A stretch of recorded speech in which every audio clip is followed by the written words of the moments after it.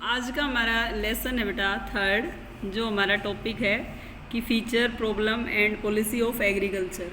Clear कि agriculture से related हमारी क्या विशेषताएं हैं और क्या हमारी प्रॉब्लम रही हैं और उन प्रॉब्लम का सॉल्यूशन करने के लिए क्या हमने पॉलिसीज़ बनाई हैं। क्लियर है। फर्स्ट पॉइंट इसमें आएगा कि आपकी इम्पोर्टेंस गिवन है कि एग्रीकल्चर सेक्टर है उसकी क्या इम्पोर्टेंस है आपके लिए। अब जब इंडियन इकोनॉमी के बारे में आप पढ़ रहे हैं तो एग्रीकल्चर सेक्टर को आप भूल नहीं सकते, क्योंकि प्राइमरी जो सेक्टर है उसमें लगभग आपका एग्रीकल्चर सेक्टर ही ऐसा है जो प्राइमरी सेक्टर को कवर करता है। ठीक है, तो आपका जीडीपी में सबसे ज़्यादा योगदान किसका है? एग्रीकल्चर सेक्टर का है, जो इसने दिया है कि आपका 90, 50 और 51 में 51% था। क्लियर है, क्योंकि आज़ादी के तुरंत बाद तो हम डिपेंड थे किस पे? एग्रीकल्चर पे ही थे। चाहे उसके लिए हमें एम्प्लॉयमेंट से संबंधित रख सकते हैं या हम जीडीपी के लिए रख सकते हैं, तो सभी चीज़ों के लिए हम एग्रीकल्चर पे ही डिपेंड करते थे। तो एग्रीकल्चर का योगदान हमारा सबसे ज़्यादा रहा है और उसके बाद ये धीरे धीरे गिरावट आती रही है, क्योंकि हम इंडस्ट्रियल सेक्टर की तरफ चले गए हैं और हमारा जो जीडीपी ग्रोथ है उधर ज़्यादा डेवलप है। क्लियर है। फर्स्ट सेकंड है आपका सप्लाई ऑफ वेज गुड्स, आपकी जो मजदूरी वस्तुओं की पूर्ति है। मजदूरी वस्तु कौन सी हैं? गेहूँ है, चावल है, बाजरा है, तिलहन है, इस तरीके की जो चीज़ें हैं जो आपकी मजदूरी के आधार पर काम करती हैं, यानी कि आप मजदूरी पे काम करते हैं तो आपके पास ये चीज़ें अवेलेबल हो पाती हैं कि मजदूर वहाँ काम करते हैं तो ये चीज़ें आपको अवेलेबल है। ठीक है, तो वेज आपकी गुड्स हैं ये। उसके बाद एक नंबर का क्वेश्चन ये आ सकता है कि वेज गुड्स कौन सी हैं। क्लियर है, 1 मार्क्स के क्वेश्चन से अवगत हो जाओ अभी। उसके बाद सोर्स ऑफ एम्प्लॉयमेंट, ये भी पता है आपको कि सोर्स जो एग्रीकल्चर है उसमें बहुत सारे लोग ऐसे हैं कि आज के टाइम पे भी डिपेंड करते हैं एम्प्लॉयमेंट के लिए। ठीक है, जो गांव में अगर आप जाते हैं तो फीमेल जो होती हैं, अगर जो अनपढ़ होती हैं तो वो क्या करती हैं? एग्रीकल्चर सेक्टर में ही मजदूरी के तौर पे काम करती हैं, तो उनके लिए तो वो रोज़गार है ना। तो इसी तरीके से जो आपकी एग्रीकल्चर सेक्टर है वो आपके लिए क्या करती है? जीवन यापन का आपका साधन है एक तरीके से। उसके बाद आपका रॉ मटेरियल की सप्लाई इससे होती है, क्योंकि जितना भी लगभग रॉ मटेरियल आता है आपका, चाहे कपड़े के लिए आए, चाहे आपका चीनी के लिए आए, ठीक है, तो वो रॉ मटेरियल आपका कहाँ से आता है?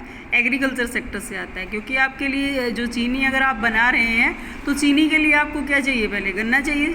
ठीक है, गन्ना होगा तभी चीनी होगी। ठीक है, और गन्ना कहाँ होता है? खेतों में। ठीक है, तो गन्ना यूज़ करके हम चीनी बनाएंगे। इसी तरीके से अगर हमें कपड़ा मैन्युफैक्चरिंग करना है तो उसके लिए हमें क्या चाहिए? कॉटन, कपास, वो कहाँ आएगी? खेतों में। ठीक है, उसके बाद इंडस्ट्रियल जो गुड्स हैं उनका जो डिमांड है आपकी वो भी इसमें रहती है। जैसे आपकी इंडस्ट्रियल सेक्टर में आप ट्रैक्टर बनाते हैं, ठीक है, या हार्वेस्टर जो बनाते हैं, वो मशीनें जो होती हैं एग्रीकल्चर सेक्टर में यूज़ की जाती है, पर बनाई कहाँ जाती हैं? इंडस्ट्रियल सेक्टर में। ठीक है ना, तो इंडस्ट्रियल सेक्टर की जो चीज़ें होती हैं उनकी डिमांड आपकी एग्रीकल्चर सेक्टर में रखी जाती हैं। और अब कंट्रीब्यूशन है आपका कहाँ? इंटरनेशनल लेवल पे अगर हम देखें कि बिज़नेस आपका किया जा रहा है, ट्रेड, इंटरनेशनल ट्रेड किया जा रहा है, तो उसमें भी आपका कंट्रीब्यूशन काफ़ी है। कि पहले तो बहुत कम ऐसा होता था कि हम एक्सपोर्ट और इंपोर्ट पे डिपेंड करते थे, पर जब से आपका एलपीजी आया है तब से तो हम क्या करते हैं? एक्सपोर्ट भी कर रहे हैं और इंपोर्ट भी कर रहे हैं। हालांकि इंपोर्ट का हम सब्सिट्यूट ढूंढ लेते हैं, पर एक्सपोर्ट हम कर रहे हैं। जैसे आपकी कपास है या आपका जूट है, काजू है, तम्बाकू है, इस तरीके की जो गुड्स हैं आप उनका क्या करते हैं? यहाँ से निर्यात करते हैं। क्लियर है भाई। उसके बाद आपका कंट्रीब्यूशन है डोमेस्टिक ट्रेड, जो घरेलू व्यापार आपका होता है, जो आपके देश में केवल चीज़ें खरीदी और बेची जाती हैं, उनमें भी आपका एग्रीकल्चर जो सेक्टर है उसका काफ़ी योगदान है। क्लियर है, क्योंकि यहाँ से गेहूँ है, चावल है और मक्का है, इस तरीके के जो खाद्य पदार्थ हैं वो भी आपके एग्रीकल्चर सेक्टर से ही आपको मिल पाते हैं। उसके बाद ट्रांसपोर्ट इंडस्ट्री को भी सपोर्ट यहीं से मिलता है, क्योंकि इन्हीं से जो उत्पादित वस्तुएं होती हैं, जितना भी हम प्रोडक्शन करते हैं एग्रीकल्चर सेक्टर में, उन गुड्स को एक जगह से दूसरी जगह ट्रांसफ़र करने के लिए हमें अपना जो ट्रांसपोर्ट सिस्टम है उसकी ज़रूरत रहती है। तो ट्रांसपोर्ट सिस्टम को भी ये सपोर्ट देता है, कहीं ना कहीं डेवलपमेंट की तरफ जाता है कि ट्रांसपोर्ट सिस्टम को बहुत ज़्यादा यूज़ ये करता है।